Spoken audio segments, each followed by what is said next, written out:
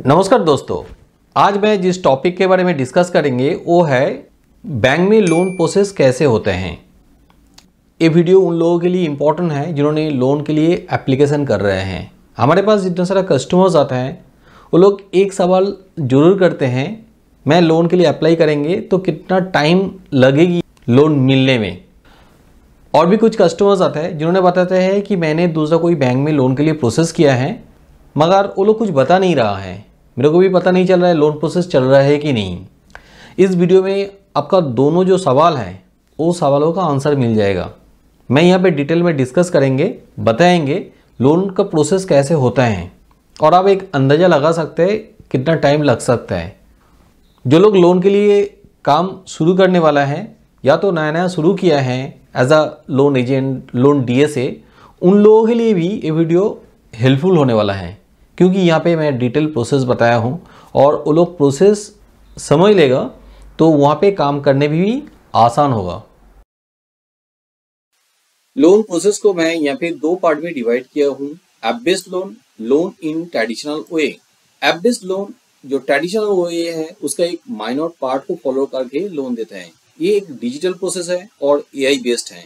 यहाँ पे civil score check किया जाता है और सिविल के दिए जो लोन ट्रैक है उसको एनालिसिस करके मेजरली लोन दिया जाता है। कुछ एप्लीकेशन मोबाइल में इंस्टॉल करने के बाद वो मोबाइल का जो डेटा है वो भी कैप्चर कर लेते हैं, उसके बेसिस पे भी डिसीजन लेता है कि इन कस्टमर को लोन दिया जाए कि नहीं। और यहाँ पे लोन अमाउंट बहुत कम होता है, 5 to 10,000 होता है। कुछ केस में ज्यादा हो सकते हैं मगर पहले कोई कस्टमर उन पर्टिकुलर ऐप से लोन लिया है तो उस केस में ज्यादा लोन दे सकते हैं।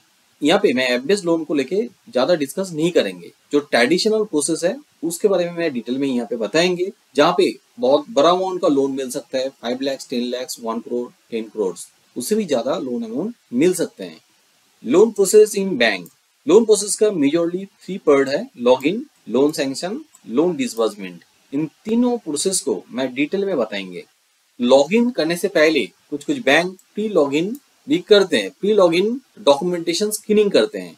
लॉगिन के बाद क्रेडिट रिपोर्ट चेक होता है, क्रेडिट पॉइंट वेरिफिकेशन होता है। ये सारा पॉइंट्स को लेके मैं डिटेल में डिस्कस करेंगे। डॉक्यूमेंटेशन, देखिए लोन एप्लीकेशन मैनुअली हो सकते हैं, डिजिटली हो सकते हैं। कुछ जगह में एप्लीकेशन फॉर्म फिलअप करके डॉक्यूमेंट्स अटैच करके लोन एप्लीकेशन हो सकते हैं। किसी बैंक उनका वेबसाइट में ऑनलाइन फॉर्म देके रखा है और वहाँ पे डायरेक्टली कस्टमर फॉर्म फिलअप करके डॉक्यूमेंट्स अटैच कर सकते हैं। डॉक्यूमेंट स्क्रीनिंग उन केस में ज्यादा होता है जहाँ पे सिक्योर लोन के लिए कस्टमर एप्लीकेशन करते हैं। वहाँ पे प्रोसेसिंग फी का चेक भी दिया जाता है और लोन रिजेक्ट ना हो जाए इसके लिए डॉक्यूमेंट्स को इनिशियली वेरिफिकेशन करते हैं। इसमें रिजेक्शन होने का चांसेस कम हो जाता है। फाइल लॉगिन, जहाँ पे लोन एप्लीकेशन एक फॉर्म फिलअप करके विद डॉक्यूमेंट्स अटैच करके कस्टमर एप्लीकेशन कर रहे हैं बैंक में, वहाँ पे बैंक का स्टाफ उन एप्लीकेशन फॉर्म को देख के उनका सिस्टम में फाइल को लॉगिन करते हैं। जैसे लॉगिन हो जाता है पहला काम ये होता है credit report check. Credit report को पुल आउट किया जाता है, देखा जाता है कि सिविल स्कोर जो बैंक को चाहिए लोन देने के लिए वो है कि नहीं और रिपोर्ट सही है कि नहीं।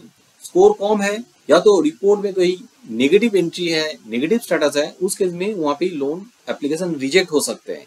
सिविल स्कोर सही है और क्रेडिट रिपोर्ट भी सही है तो उस केस में लोन प्रोसेस को आगे बढ़ाया जाता है।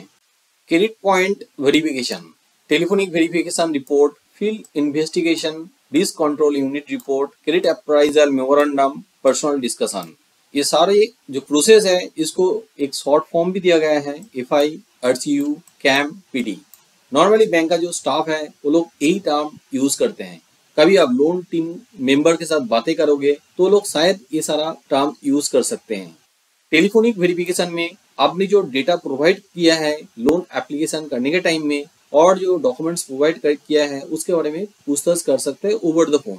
आप जो रेफरेंस दिया है उन लोगों को भी फोन किया जा सकते हैं और आपके बारे में पूछ सकते हैं कि आपको कितने दिन से जानते हैं, आप कैसे आदमी हैं, क्या काम करते हैं, इस टाइप का सवाल वहाँ पे कर सकते हैं। Field investigation report, FI team normally bank कोई थर्ड पार्टी एजेंसी को देते हैं। थर्ड पार्टी एजेंसी का कोई मेंबर आपका घर में आके या तो आपका बिजनेस सेंटर में आके वेरिफिकेशन करते हैं। हो सकते हैं दोनों प्लेस में वेरिफिकेशन करें और ये लोग कभी कभी आपका पड़ोसी को भी सवाल कर सकते हैं आपके बारे में, जैसे कि आप पॉलिटिकली इन्फ्लुएंस है कि नहीं, आप कैसा आदमी है, इस टाइप का। मगर वो लोग लोन के बारे में नहीं बताते हैं। यहाँ पे आके आपका डॉक्यूमेंट्स भी वेरिफिकेशन कर सकते हैं, आपका फोटो भी ले सकते हैं और खुद सेल्फी भी ले सकते हैं आपका बिजनेस प्लेस में या तो घर में। Risk control unit, RCU team individually काम करते हैं, इंडिपेंडेंटली काम करते हैं।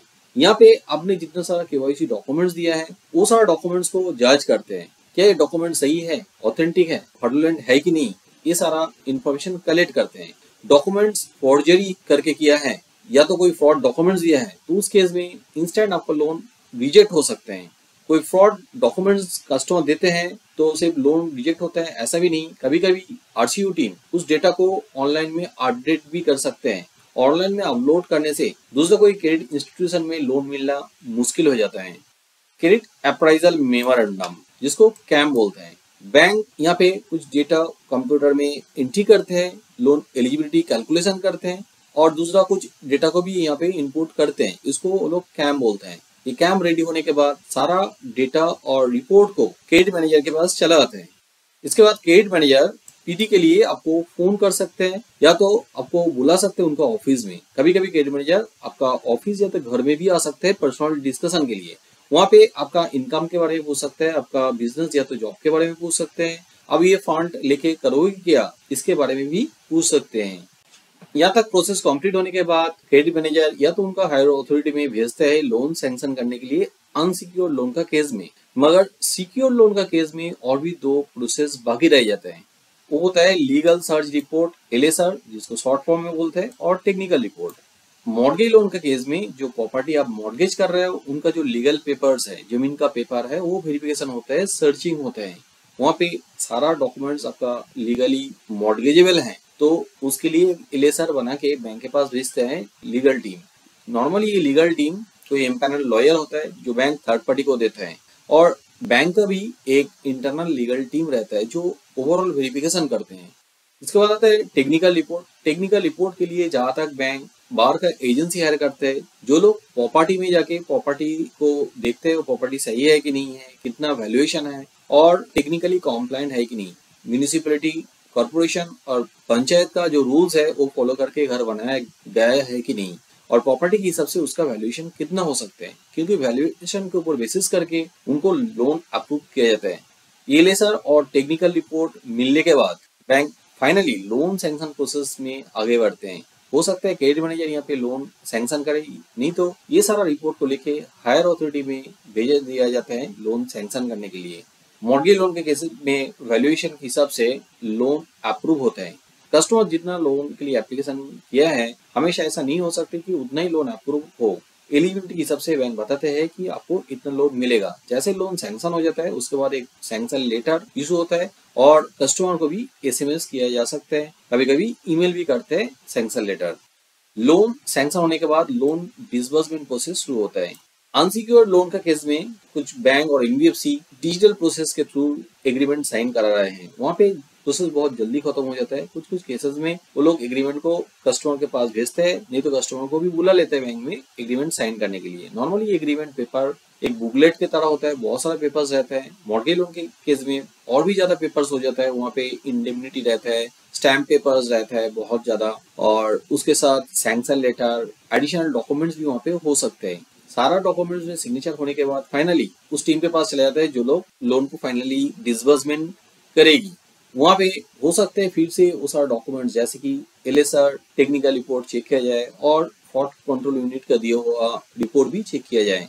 कभी कभी ये प्रोसेस ज्यादा डिले होने में वेरिफिकेशन प्रोसेस को दोबारा वो लोग कंटिन्यू कर सकते हैं, नहीं तो फाइनली लोन डिसबर्समेंट करते हैं। जितना लोन अमाउंट सैंक्शन हुआ है उसके बेसिस में कस्टमर के नाम पे चेक रेडी होता है या तो उनके अकाउंट में फंड ट्रांसफर किया जाता है। ये होता है डिसबर्समेंट प्रोसेस। अभी आपको पता चला है कि ये प्रोसेस कंप्लीट होने में कितना टाइम लग सकता है। नॉर्मली अनसिक्योर्ड लोन का केस में 3 to 4 डेज टाइम लगता है ये सारा प्रोसेस कंप्लीट होने में, क्योंकि बैंक ये प्रोसेस कंप्लीट करने के लिए एक बड़ा टीम हायर करके रखा है जो टीम एक साथ में काम करते हैं। इसके वजह से 3 to 4 डेज के अंदर में अनसिक्योर्ड लोन सैंक्शन हो जाता है। वहाँ पे कोई पेंडिंग डॉक्यूमेंट्स ना रहे। कुछ कुछ केसेस में पेंडिंग डॉक्यूमेंट्स रहते हैं तो कभी कभी 7 डेज 10 डेज भी लग जाता है तो पूरा प्रोसेस को कंप्लीट होने में। मगर मॉर्गेज लोन का केस में थोड़ा ज्यादा टाइम लग जाता है वहाँ पे लीगल सर्चिंग कंप्लीट होने में और वैल्यूएशन रिपोर्ट आने में। इसकी वजह से 15 to 20 डेज टाइम लग जाता है मॉर्गेज लोन का केस में। वहाँ पे भी कोई डॉक्यूमेंट्स पेंडिंग रह जाए तो उस केस में और भी ज़्यादा टाइम लग सकता है, कभी कभी 1 महीने, 2 महीने, 3 महीने भी लग जाता है। उम्मीद रखता हूँ बैंक में लोन प्रोसेस कैसे होता है उसके बारे में आपको एक ओवरऑल आइडिया मिल गया है। आपको कोई सवाल रहे इस वीडियो को लेके, किसी में आपको डाउट रहे तो आप नीचे कमेंट करके पूछ सकते हो, मैं उसका आंसर जरूर करेंगे। आपको लोन एप्लीकेशन करना है या तो आपको इसके बारे में कोई जानकारी प्राप्त करना है तो आप हमें भी कांटेक्ट कर सकते हैं। हमारा नंबर नीचे डिस्क्रिप्शन में दिया हुआ है, यहाँ पे आप कॉल करके सवाल भी कर सकते हो, एडवाइस भी ले सकते हो। हम लोग over the phone service free of cost provide करते हैं। मेरे वीडियो अच्छा लगे तो जरूर लाइक कीजिए, मेरे चैनल को सब्सक्राइब कीजिए। मैं loan related, credit report related videos regularly बनाता हूँ ताकि उस वीडियो का नोटिफिकेशन आपके पास चला जाए। और जरूर बेल आइकॉन को दबा दीजिए। वीडियो एंड तक देखने के लिए बहुत बहुत धन्यवाद।